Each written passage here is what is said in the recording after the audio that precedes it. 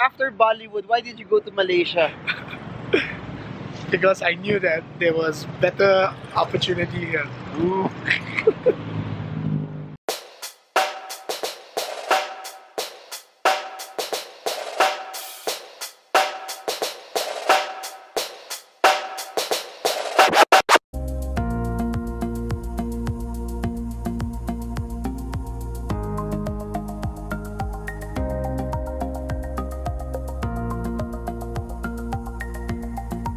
So guys, we're with Matt Rajendram, yeah?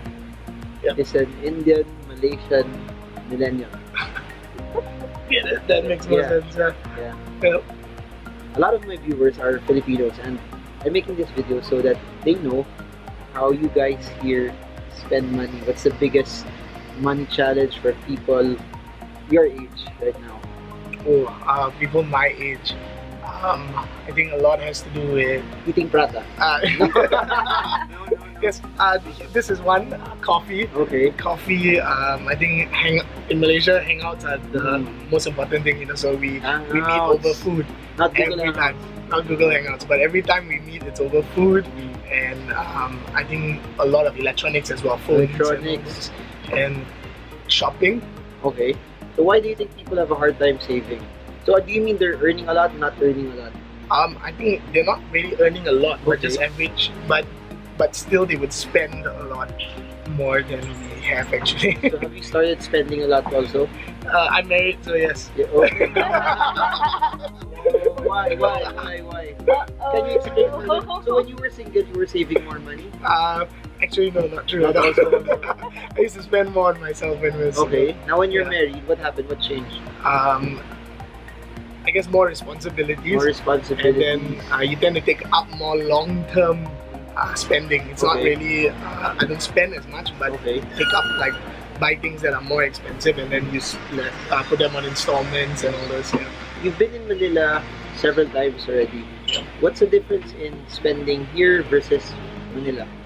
Or Filipinos that you've met in Manila, how do they spend? Or is it the same, almost different? I think it's actually very similar because the way you guys, your malls are, is a lot like our malls over here. I think everybody, when you get your salary, that's when everybody's like in the malls and spending on food and stuff. So I think we're pretty similar. I would say very similar actually. So what's the biggest challenge though for millennials? Indian, Malaysian, Bollywood, millennials. I'm having a hard time. What's the biggest challenge for us is keeping up our good looks. Biggest challenge for We just lost some subscribers. I'm sorry. I'm sorry. Biggest challenge to what would be our biggest challenge for over here? When you ask biggest challenge in saving, Saving money, yeah. I think it's just that nobody wants to be left behind. It's that FOMO, that fear of missing out. So nobody wants to be that person that's at home while everybody else is out. So even when you don't have as much as the other person has, you still tend to want to live as well as the other person lives. So because of that, we like when one person says let's go for coffee, you might not want to spend that money, but you end up going as well with everybody else because you don't want movies, going out to eat. You know, nobody wants to be that guy that says, sorry, I can't afford that place, let's go to the mama store, you know. So because of that, I think that makes it a very difficult thing for people my age to save. Okay, so now what do? Do you still get to save or you don't get to save because of that? Well, we do save, but very, I think after being a Marvin, we're learning to save more, put aside more, because you know it's not expenses, not save where your earnings minus expenses. It's actually earnings minus savings. Oh, very good, very good. Yeah, So now, because of that, how percentage-wise do you have a specific percentage that you want to save? Ooh, I think what we're trying to do now is put maybe about I think it's about 8%, I would say, of our earnings a month first to start with, because we've not saved for a long time as well. So maybe start with like 8%, roughly 8%, then move it on to 10%, and then keep going. Increase it. Yeah. Oh, it's very good. Very interesting. Learning from the best. What's your what's your long-term goals as a person here living in Malaysia? What do you want to save up for? What's your plan? I think for us is definitely to own our own home, like completely paid for, and also to build a business that would keep producing, like Marvin talked about, like even when you're not there, that it would still accumulate wealth, Passive income forever. passive income, yeah. But not the easy way of doing it, you know. Open-minded ba kayo? Yeah. Working hard, sweat equity. Sweat you know? equity, okay. Yes. Do you want to start your own set? In fact, I'll take over. I'll be starting a new channel after this. Smart stocks. Smart stuff. Yeah, this is stock smart stocks. So now you said that you want to save up for property here. Is property here expensive? It's increasing.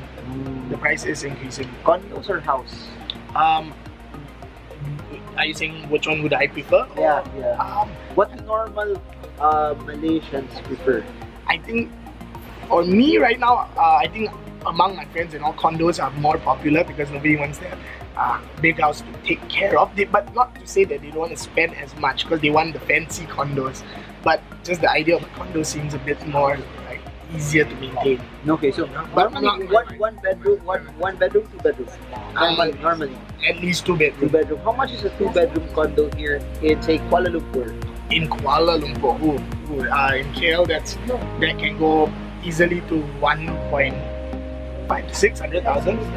That's mid-range. But if you want the condo that I was talking about, like, you know, being it fancy, you're looking at 1.2 million. How big is that? 1.2 million In KL, 1.2 million can get Vietnamese you dong? maybe Is that dong? Yen? Ringgit dong? So how much is how big is that? how big so how big would that be? I would say 1,200. Maybe 1,200 square Yeah, feet. 1,200 square feet. feet. Okay. 1,200 square feet. So I'll end this video with this. You quit your job. Yes. Yes. What did you do? Why did you quit your job? So I was gonna make a joke, but no. I quit my job because No more jokes, please. We will lose subscribers.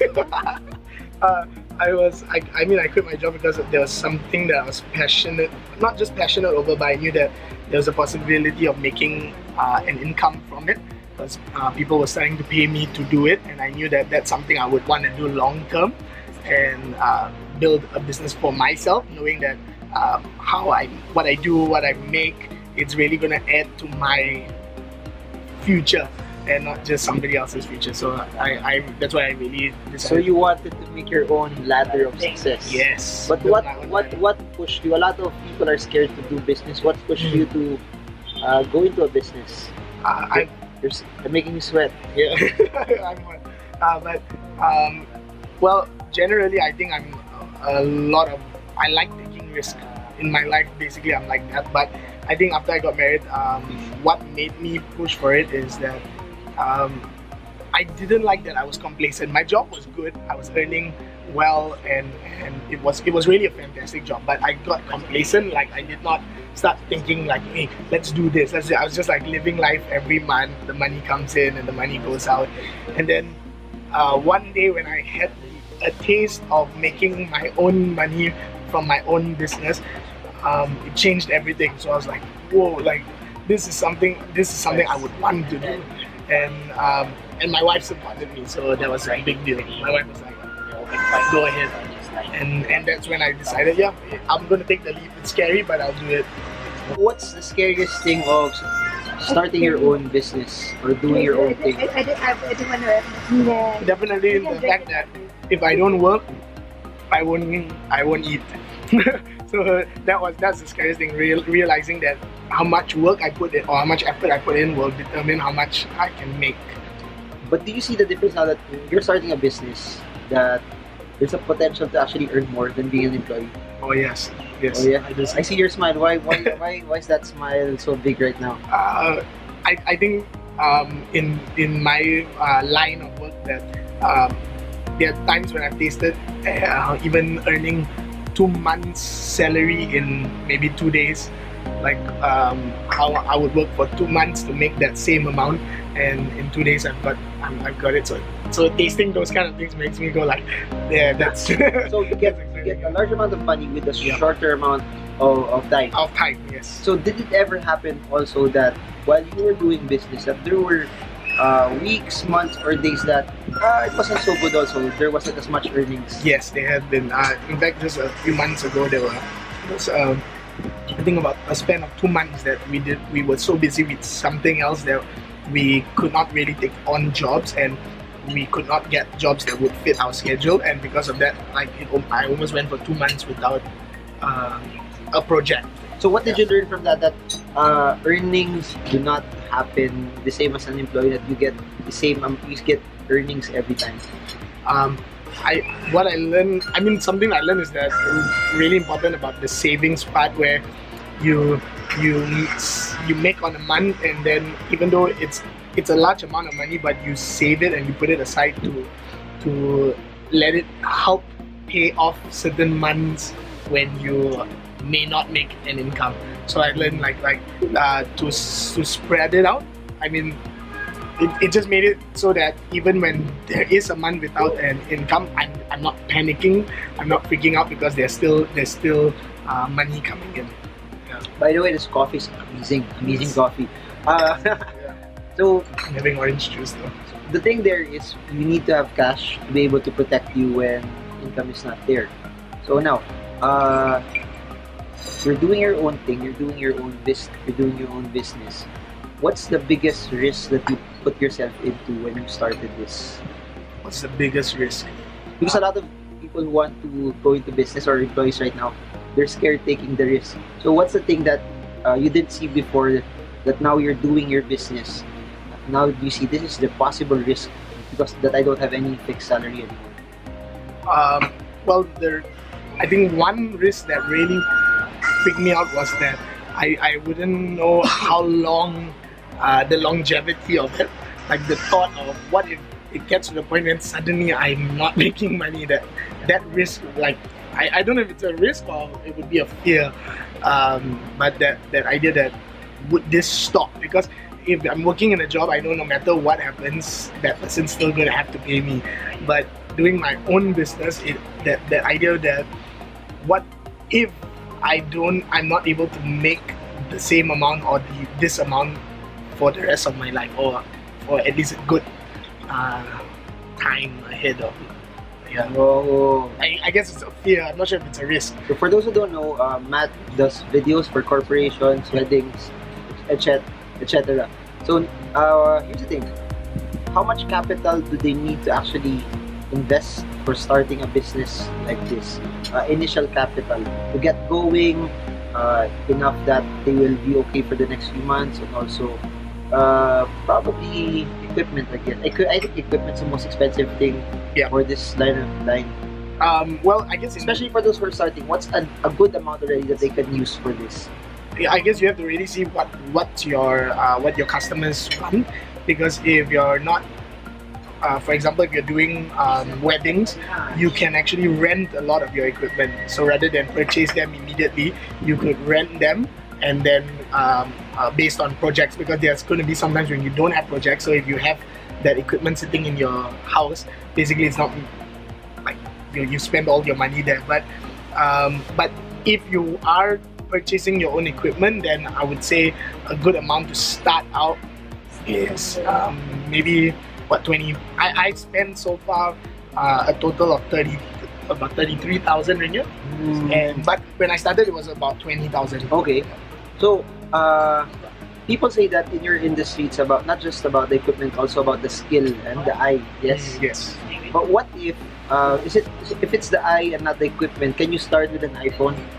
Oh yeah. Possible? Whoa. It is. I've seen so many people who are so creative with iPhones.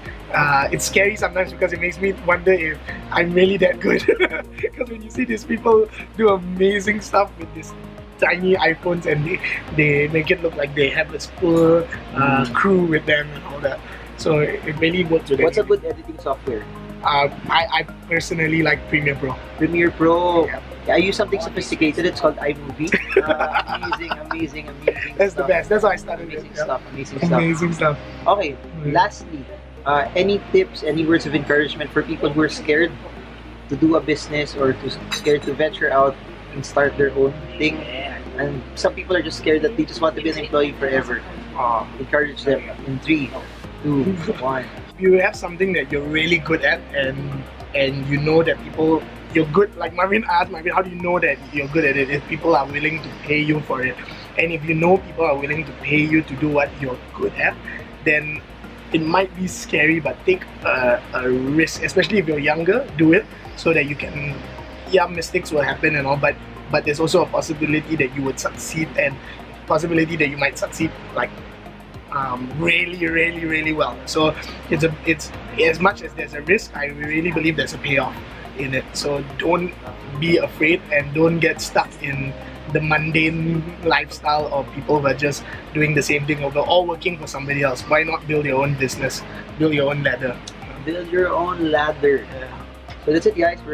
As usual, we're featuring different people from different walks of life, so you can learn from their stories, and hopefully you can also pursue your dreams of financial freedom. So that's it. You heard it from him, former Bollywood actor in Malaysia, and now starting his own business. So I hope this video helps you trade well, trade strong. It's Marvin from Kuala Lumpur. See you again soon. See you.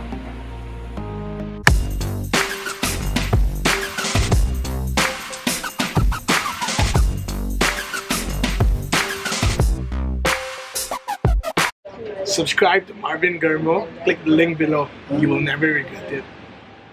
Liking the video. Why are you hiding? Will you get more views if Yvonne is in the video? Oh naman, she has a large fan base.